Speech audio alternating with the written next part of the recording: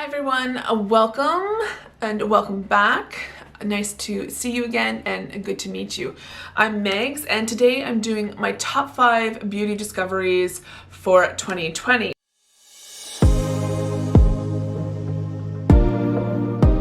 Now these are products and brands that for whatever reason, could be a product, could be the brand itself, could be a whole bunch of products within the brand that have actually quite impressed me and that I've discovered within the year 2020.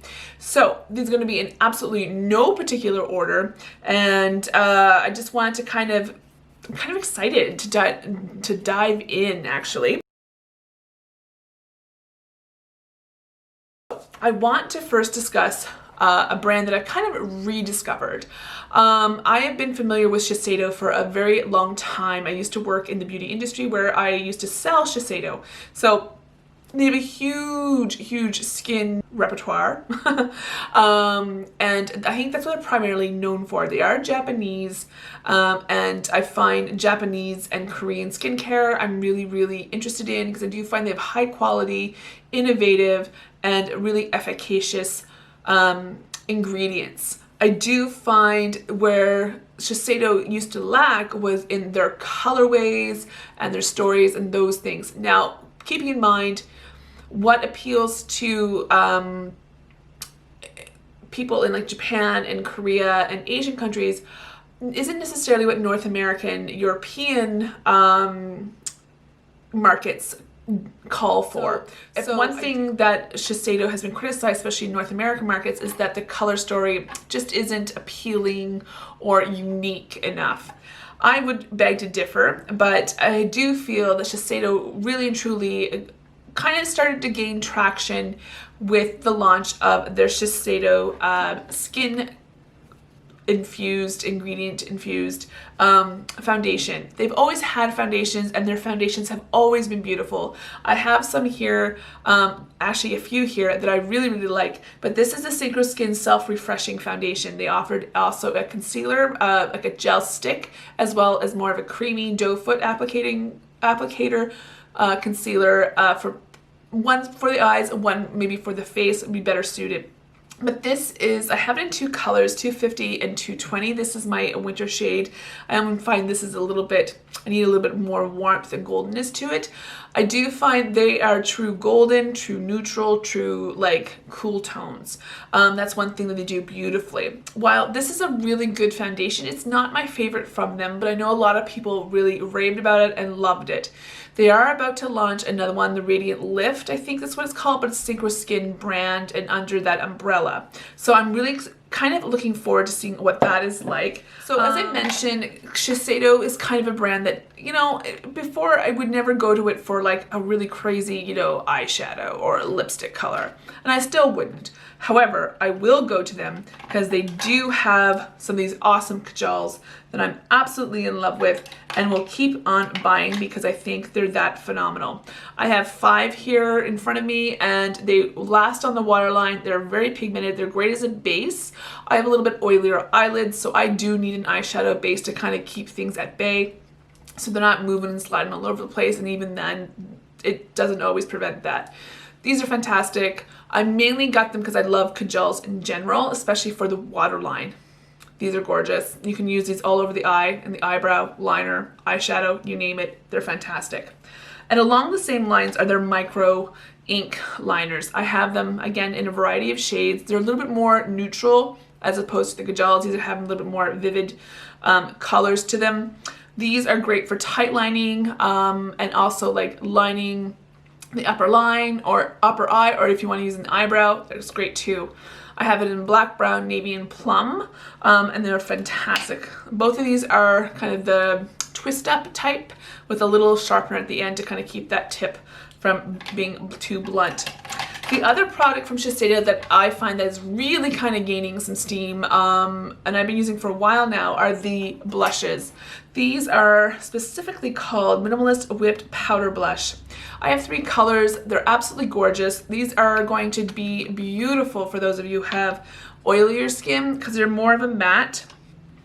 They're not going to add a lot of dewiness to the skin, but what they will add is a natural flush and boy oh boy, they're gorgeous. And pigmented and saturated, you just need the teeny tiny amount and that'll do ya. A little that will do ya. And this is true here. Keep the little lid on it there, because again, it is whipped, and keep the top on tight. So again, I'm going to extend my collection because I'm going to continue to buy them, and they're gorgeous. So I always know I like a product when I buy multiple shades of it.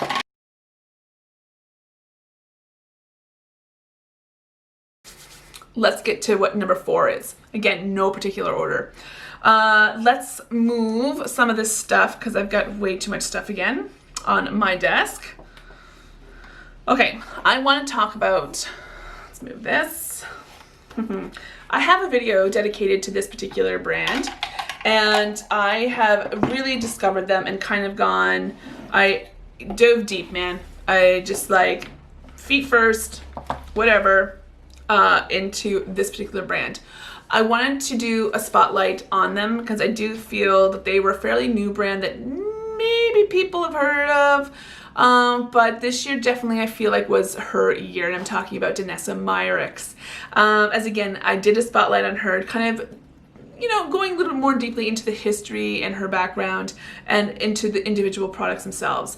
There wasn't really one particular product that I say that was one that I found better than the others, but there are definitely, she has a foundation. It's okay, it's not my favorite foundation. It's definitely a fuller coverage, and if I want a kind of a fuller look that day where it's just like porcelain perfection, I will use it, but I do feel like it's a fuller coverage on my skin, if that makes sense.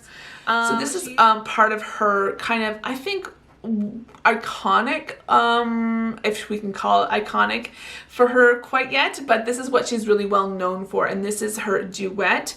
So this kind of luminous, glossy, wet skin.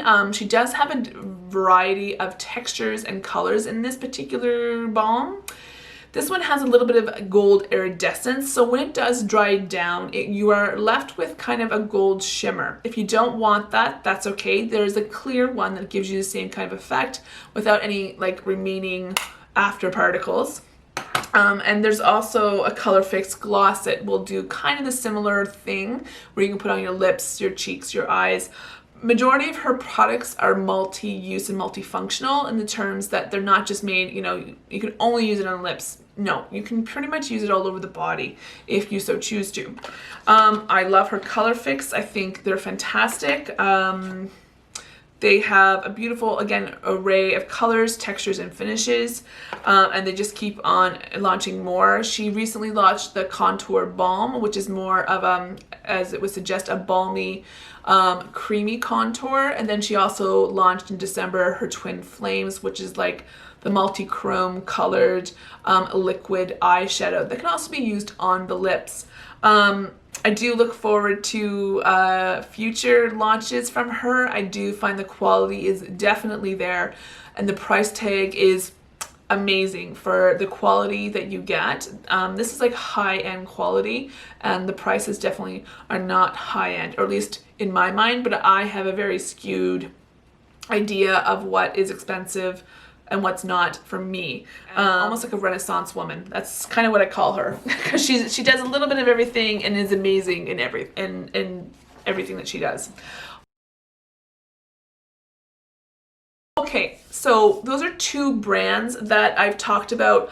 I want to now talk about, I guess this is more a generalization for number 3.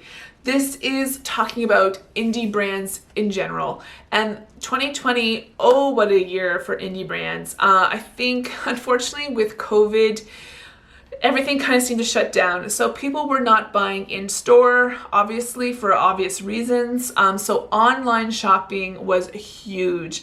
And this is where indie brands really, really excel. They're used to having things to be purchased through the online, you know, sphere.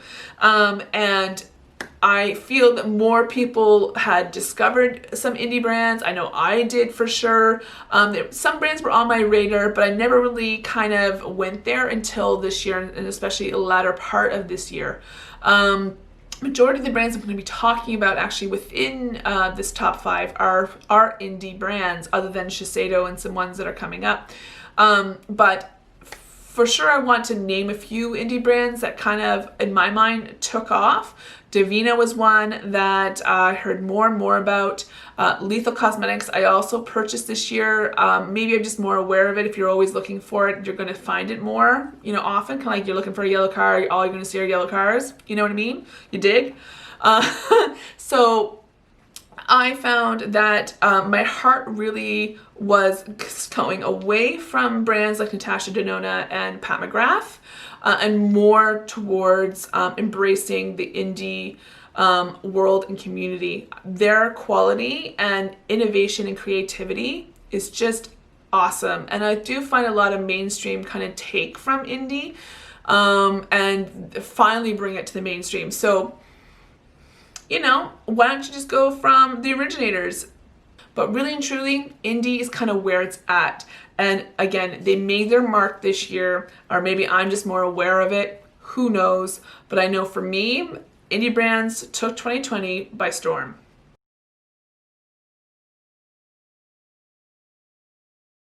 Okay, so now I've talked about indie brands. I want to talk about a couple of specific indie brands. So number two, I think we're on number 2, is going to be Juvia's Place. Juvia's Place has really done an awesome job this year.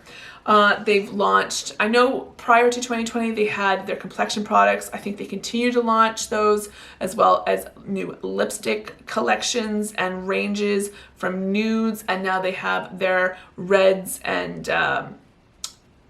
so reds. Yeah. I don't know if it was reds and berries, but I'm pretty sure it's like reds. And they're continuing to produce wonderful eyeshadow palettes. Now, this was definitely the year for monochromatic eyeshadow palettes and small pans. I know ColourPop had started with the monochromatic blues and yellows and pinks and purples, and then everyone kind of took it off from there. Juvia's Place is no exception to that, but I think they've done a really good job because it's only 6 pan as opposed to the 9 pan. Sorry, battery died again.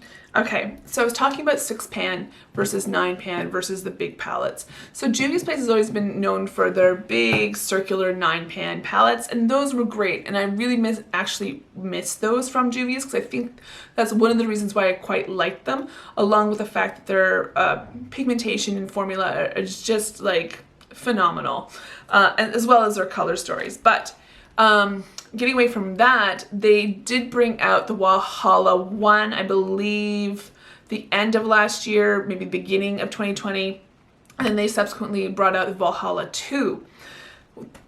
That is a really nice palette. I think it's gorgeous, vivid, bold, bright, but it's a lot of palette for some people in terms of, I personally don't feel quite overwhelmed by it, but I can see why people might. So this is a gorgeous palette. They did throw in some, I'm talking to this one right here, some multi-chromes that were like a surprise. I believe this is a multi-chrome, and there's another one here. I believe Money's a multi-chrome, if I'm not mistaken.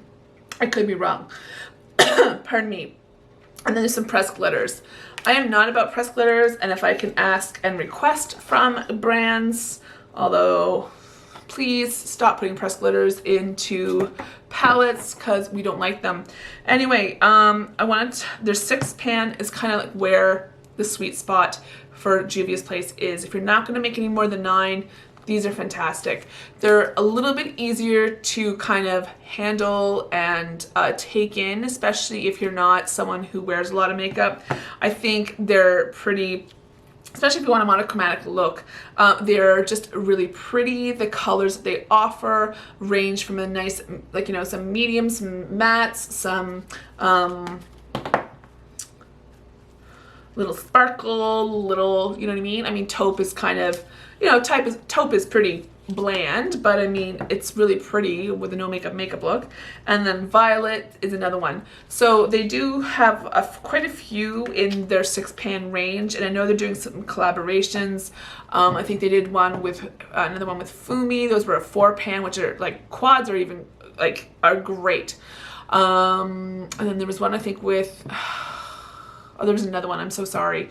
But I do think this is going to be the way more makeup brands go, because I do think these are just easier to digest, to be honest with you, and use. They're also expensive. I think these are $10, I want to say. I mean, fantastic, and especially the quality again. Let's just, so Juvia's Place definitely hitting it out of the park this year, and did a wonderful job. I'm so happy to see that they're doing well and being successful. So on that note too, I want to give probably an honorable mention, because I discovered this kind of later in the year. There are two other products. There's a product I want to talk about that I feel like deserves a little bit more from me. I want to talk about BH, because they're on top, really and truly. Ever since, I'm not too sure who really started talking about them. I don't know if it was Angelica, but I know for me in my circle, beauty circle or community, Angelica Nyqvist was talking about the Blueberry Muffin and the Sweet Shop palettes, as well as Karen Harris. They really and truly drove it home, and then also Cara C. So I was a little bit late to the party, but I know these particular palettes put BH in everyone's radar. The Sweet Shop, again, monochromatic. See a little pattern here.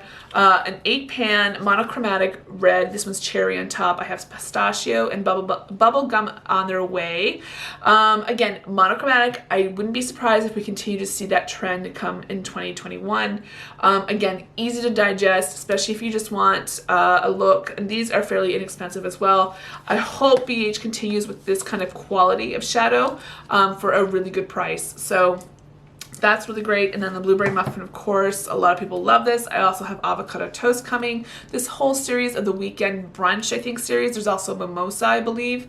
And I believe they have a traveling one that also have the square pans that apparently are as good as these ones. So I think BH definitely is killing it, especially in the latter quarter of 2020. So well done, BH. I'm excited to see what else you bring out.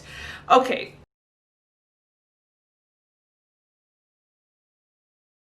So my number one beauty product, again, no particular order, for me in my top 5 would have to be a hair product. I know I'm not really into hair. I don't do hair very well.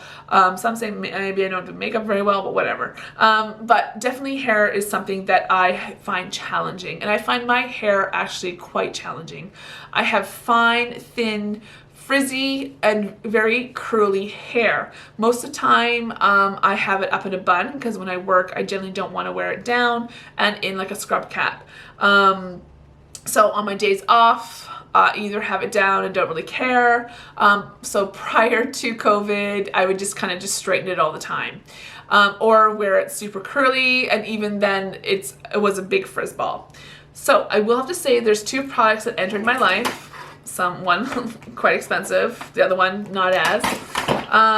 These, I don't use these phrases very often. You just got a sneak peek. I don't use these phrases very often because I find they're definitely overused and kind of trite and tiresome. I'm not into hyperbole. So game changer. Life altering, obsessed, you know what I mean? Just like everyone else, it's not part of my vocabulary. But I will say these definitely have made my life a lot easier when doing my hair. So this is the Dyson Corral. Now, ridiculously expensive. I completely agree. I think wholeheartedly, I don't know if there's ever a product worth this much money, but I do enjoy it. I like this one in particular because I can dry my hair and roll brush it with ease. And I like this one because I can get really into the roots of my fine hair and get some volume. This gives me volume, it gives me body, and so forth. So it's as if I went to the hairdresser and got a blowout, because there's no way in hell that I have the coordination to do the hair and the rolling and the hair dryer and the rolling. This does it in all one step for this particular attachment. There are other attachments that allow for kind of more of a straight style with less frizz and smoothing. There's the air dryer, and then there's also the curl in 2 different sizes. So this is really nice if you just want the one attachment and don't want to spend out a stupid amount of money. I do like this. This is from Amika. This is their, it's a bit bigger, as you can tell. It's kind of massive. And a bit heavier and a little bit more kind of cumbersome, but it's nice. It gets really, really in there. Not as close to my roots as the Dyson, because it's just, the Dyson is that small, so I'm just picking out all the hair. I know that's kind of gross. But it gives me a beautiful volume and definitely less frizz if I want, again, that blowout with my layered hair. This goes for $129 Canadian, and I've got it in a set with full size, the Shield one, and then the Perk Up dry shampoo. Not really a fan of the dry shampoo, but whatever. I do like this. I do like Amika products in general, especially their hair tools. I'm not a fan of their smell or the scent they have in their hair products, but their hair tools are great. I also have the straightening brush, but that doesn't dry. This dries. I like this a lot. So yeah, so if you're looking for a really cool roll brush hair dryer, fantastic. It glides through my hair nicely. Most of the time my hair is a rat's nest and a tangled mess, and I don't find that this pulls or breaks my hair. So yeah, so those are my top 5 beauty discoveries this year. I'm sure there were many other things that I found amazing, and I will definitely talk about more. I will say some honorable mentions. Lethal Cosmetics and their cream liners are just phenomenal. Those are fairly new to me, so I haven't really tested them out, so I don't think it was fair to say they're in my top 5. But what time I have used them, and especially in my waterline, they were fantastic. I have a very, very difficult time for not shadows, but liners lasting in my waterline, my bottom one especially. I wear contact lenses, so I don't know if that's partly why, but they just don't stay put. I've tried all the ones that people love, and they're just, like the Marc Jacobs, yeah, okay. The NARS Large in Life is good, but not, perfect.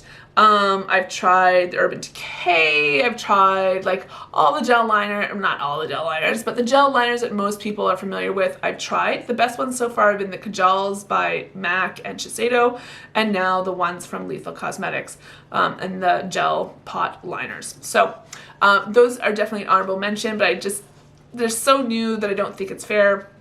And I also want to mention their eyeshadows are really beautiful too, but Davina's multi-chromes are just stunning. I don't own multi-chromes. I don't have Cleona's, but I have their regular shadows, and I know those are gorgeous, but let me tell you, Davina, you have something special there, so thank you for blessing us with those gifts of multi-chromes. I purchased all these, and then also on my lid today, this is a JD Glow. First time, again, another little indie brand that I discovered this year. So again, this kind of go along with number 3 with the indie brands in general, but I thought that those were definitely worth a mention as they're new to me. I am still waiting for my Give Me Glow order from Black Friday. It hit like the US border, man, and international clearance, whatever, in Chicago on the 19th, and I have not heard anything since.